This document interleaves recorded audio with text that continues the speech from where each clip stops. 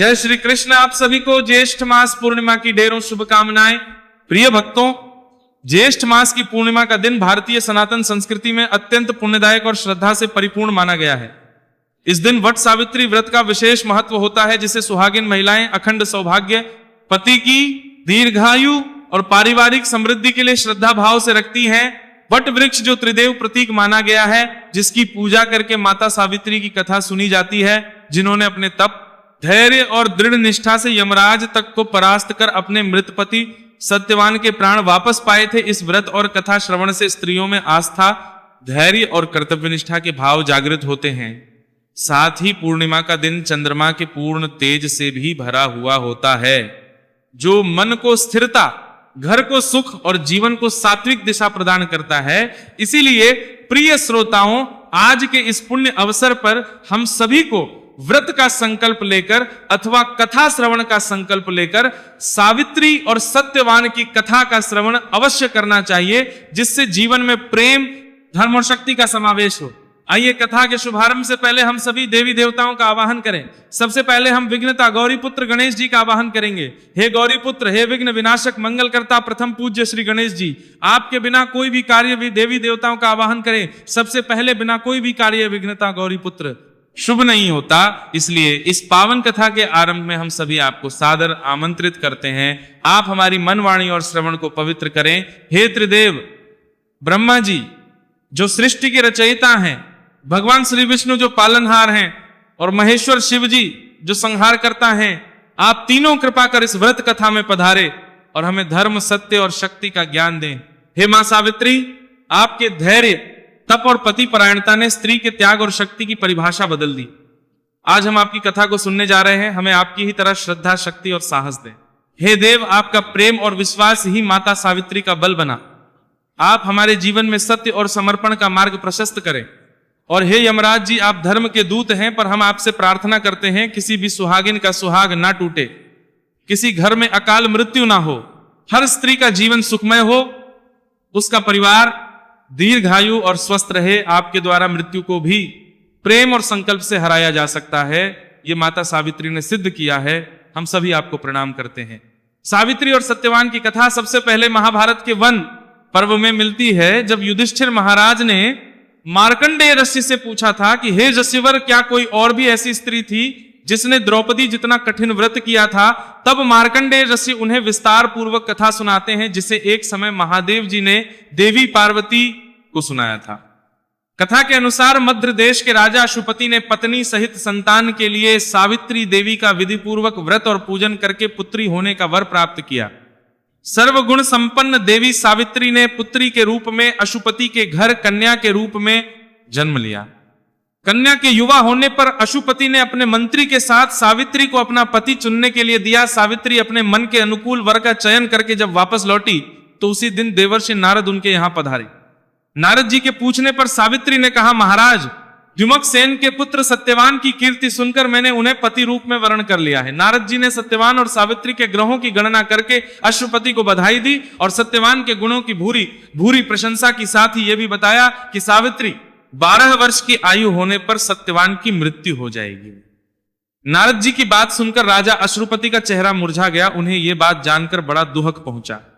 तब उन्होंने अपनी पुत्री सावित्री से किसी अन्य को अपना पति चुनने की सलाह दी, किंतु सावित्री ने उत्तर दिया कि पिताजी, आर्य कन्या होने के नाते जब मैं सत्यवान का वर्ण कर चुकी हूं, तो अब वे चाहे अल्पायु हो या दीर्घायु, मैं किसी अन्य को अपने हृदय में स्थान नहीं दे सकती। देवी सावित्री ने नारद जी से सत्यवान की मृत्यु का समय ज्ञात कर लिया। कुछ समय के बाद सत्यवान और सावित्री का विवाह हो गया। अब सावित्री अपने सास, ससुर और पति के साथ जंगल में रहने लगी। नारद जी द्वारा बताए हुए दिन से 3 दिन पहले से ही सावित्री ने उपवास शुरू कर दिया। नारद जी द्वारा निश्चित तिथि को जब सत्यवान लकड़ी काटने के लिए वन को चले, तो सास ससुर से आज्ञा लेकर सावित्री भी सत्यवान के साथ साथ चल पड़ी। सत्यवान वन में पहुंचकर लकड़ी काटने के लिए वृक्ष पर चढ़े। वृक्ष पर चढ़ने के बाद उनके सिर में भयंकर पीड़ा होने लगी। सत्यवान पेड़ से किसी तरह नीचे उतरे। सावित्री ने उन्हें वट के पेड़ के नीचे लिटाकर उनका सिर अपनी गोद में रख लिया। सावित्री समझ गई थी कि अब उनके पति की मृत्यु का समय नजदीक आ पहुंचा है, किंतु वे बिल्कुल भी विचलित नहीं हुई। देखते ही देखते यमराज जी ने ब्रह्मा जी के विधान के रूपरेख को सावित्री के सामने स्पष्ट किया और सत्यवान के प्राणों को लेकर चल पड़े। कहीं कहीं पर कुछ कथाओं में ऐसा भी उल्लेख मिलता है कि वटवृक्ष के नीचे लेटे हुए सत्यवान को सांप ने डस लिया था। सावित्री सत्यवान को वटवृक्ष के ही नीचे लिटाकर यमराज के पीछे पीछे चल पड़ी। पीछे आती हुई सावित्री को यमराज ने वापस लौट जाने का आदेश दिया, किंतु देवी सावित्री ने विनम्रता पूर्वक कहा कि महाराज, जहां पति जाते हैं वहीं पर पत्नी को भी जाना चाहिए, यही पत्नी धर्म में है और यही मर्यादा है। ऐसा कहकर सावित्री के पीछे पीछे चलने लगी। सावित्री की धर्मनिष्ठा से प्रसन्न होकर यमराज बोले कि पति के प्राणों के अलावा कुछ भी मांग लो। सावित्री ने यमराज से अपने सास ससुर के आंखों की ज्योति और दीर्घायु मांगी। यमराज तथास्तु कहकर आगे बढ़ गए। सावित्री फिर भी यमराज जी का पीछा करती रही, उनके पीछे पीछे चलती रही। यमराज ने अपने पीछे आती सावित्री से फिर वापस लौट जाने का आग्रह किया तो सावित्री बोली कि प्रभु, पति बिना नारी के जीवन की कोई सार्थकता नहीं होती। यमराज जी ने अब की बार भी सावित्री के पतिव्रत धर्म से खुश होकर फिर से वरदान मांगने को कहा। इस बार उन्होंने अपने ससुर का खोया हुआ राज्य वापस दिलाने की प्रार्थना की। तब तथास्तु कहकर यमराज जी आगे चल पड़े। सावित्री अब भी यमराज जी के पीछे पीछे चलती रही। इस बार सावित्री ने यमराज जी से 100 पुत्रों की मां बनने का वरदान मांगा। पहले की तरह ही तथास्तु जैसे ही यमराज जी आगे बढ़े, सावित्री हाथ जोड़कर खड़ी हो गई और कहने लगी, प्रभु, अभी अभी आपने मुझे 100 पुत्रों की मां होने का आशीर्वाद दिया है, किंतु पति के बिना मैं मां किस प्रकार बन सकती हूं अपना? ये तीसरा वरदान पूरा कीजिए। तब सावित्री के धर्मनिष्ठा, ज्ञान, विवेक और पतिव्रत धर्म की बात जानकर यमराज जी ने सत्यवान के प्राणों को अपने पास से स्वतंत्र कर दिया। सावित्री सत्यवान के प्राणों को लेकर वटवृक्ष के नीचे पहुंच गई, जहां सत्यवान का मृत शरीर रखा हुआ था। सावित्री ने वटवृक्ष की परिक्रमा की तो सत्यवान जीवित हो उठे। तब सावित्री अपने पति सत्यवान के साथ अपने सास ससुर के पास पहुंची तो उन्हें नेत्र ज्योति मिल गई थी। इसके बाद उनका खोया हुआ राज्य भी उन्हें मिल गया। आगे चलकर सावित्री 100 पुत्रों की मां भी बनी। इस प्रकार चारों दिशाएं सावित्री के पतिव्रत धर्म के पालन की कीर्ति से गूंज उठी। तभी से सावित्री व्रत रखने की परंपरा प्रारंभ हो गई। सभी प्रेम से बोलिए, देवी सावित्री की जय, सत्यवान की जय। भगवान शंकर ने जब देवी पार्वती को सत्यवान और सावित्री की ये पावन कथा सुनाई तो देवी पार्वती जी की आंखों में श्रद्धा, आस्था और प्रेम से अश्रु भर आई। उनका हृदय माता सावित्री के अद्भुत साहस, नारी धर्म और सतीत्व की शक्ति से गदगद हो उठा। देवी पार्वती ने विनम्र स्वर में भगवान शिव से कहा, हे नाथ, आज मैंने जो कथा सुनी वो केवल एक कथा नहीं बल्कि नारी की शक्ति, उसके तप और उसके प्रेम की अनंत महिमा है। मैं भी इस व्रत को करूंगी ताकि सभी स्त्रियों को इससे प्रेरणा मिले। तब शिवजी ने प्रसन्न होकर कहा, हे पार्वती, जो भी स्त्री वट सावित्री व्रत की इस कथा का श्रवण करती है, सावित्री की तरह रखती है, वटवृक्ष की परिक्रमा करती है, वह अपने पति के जीवन में यम को भी जीत सकती है। ऐसी स्त्री का सुहाग खंड रहता है, संतान सुख की प्राप्ति होती है और जन्मों तक सौभाग्य बना रहता है। यह व्रत केवल पति पत्नी के प्रेम का प्रतीक नहीं बल्कि धर्म, संयम, श्रद्धा और संकल्प की विजय का पर्व है। जो भी इसे आस्था से करता है उसके जीवन में कभी भी अकाल मृत्यु, वियोग या पीड़ा नहीं आती।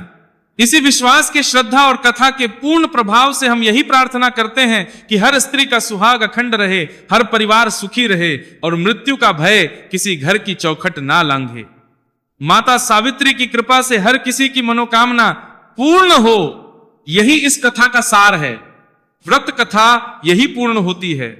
सत्यवान सावित्री की ये अमर गाथा आज भी हर नारी को शक्ति देने वाली बन जाए, यही हमारी मंगल कामना है।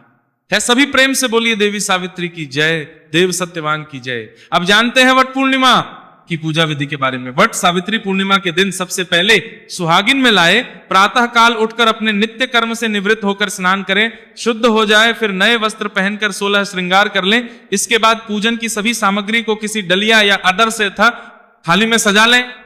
वट वृक्ष नीचे जाकर वहां पर सफाई करके सभी पूजन सामग्री रख लें। सबसे पहले गंगा जल छिड़कर शुद्ध कर लें। अब सत्यवान और सावित्री की प्रतिमाएं पेड़ की जड़ में स्थापित करें। धूप, दीप, रोली, सिंदूर से प्रतिमाओं का पूजन करें। लाल वस्त्र सत्यवान सावित्री को अर्पित करें और फल समर्पित करें। फिर बांस के पंखे से सत्यवान सावित्री को हवा करें। बरगद के पत्तों को अपने बालों में श्रृंगार रूप में धारण करें और फिर सत्यवान सावित्री का ध्यान करते हुए बरगद के वृक्ष में कच्चा या कलावा 5, 7, 11, 21 या 108 पर बांधते हुए परिक्रमा करें। बीच में यदि कलावा समाप्त हो जाए तो आगे की परिक्रमा बिना कलावा बांधे ही कर सकते हैं। इसके बाद हाथ में पुष्प लेकर सत्यवान सावित्री की कथा सुने या स्वयं पढ़ें। अब पूजा करने के बाद हाथ जोड़कर सच्चे मन से पूजा में हुई गलती के लिए क्षमा याचना करें। इसके बाद घर में आकर उसी पंखे से अपने पति करें और उनका आशीर्वाद लें। फिर शाम के समय एक बार मीठा फलहार करें और अपने पति की लंबी आयु के लिए प्रार्थना करें। वट सावित्री व्रत को अधिकतर महिलाएं निर्जला और निराहार रहकर करती हैं। आपके यहाँ पर जैसी भी मान्यता हो उसके अनुसार आप इस व्रत का संकल्प धारण कर सकती हैं। पूर्णिमा तिथि पर शाम के समय चंद्र देवता को अर्घ्य दें और उसके बाद चंद्र देवता से अपने मन को स्थिर और परिवार की सुख समृद्धि की कामना अपने व्रत का आप पालना कर सकती है। बहुत सी जगह पर अगले दिन सुबह व्रत का पालना किया जाता है। इस प्रकार से वट सावित्री व्रत पूर्ण हो जाता है। यदि आज की वीडियो अगर आपको अच्छी लगी हो तो वीडियो को लाइक जरूर कीजिएगा। प्रिय भक्तों, इसी के साथ ज्येष्ठ पूर्णिमा के पावन दिन पर श्री सत्यनारायण व्रत कथा जरूर सुनिएगा।